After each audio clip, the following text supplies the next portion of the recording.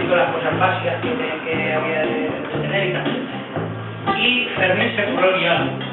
Luego hemos contado con la colaboración de dos compañeros también, de Víctor y de Pablo, cámaras profesionales que se dedican a buscarse la vida haciendo reportajes de bodas y banquetes, y con lo cual han disfrutado y tengo un corazón.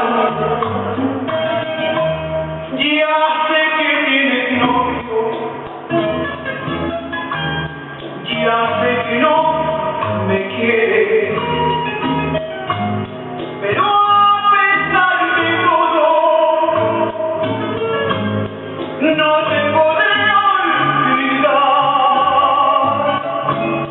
Te seguiré queriendo, te seguiré adorando.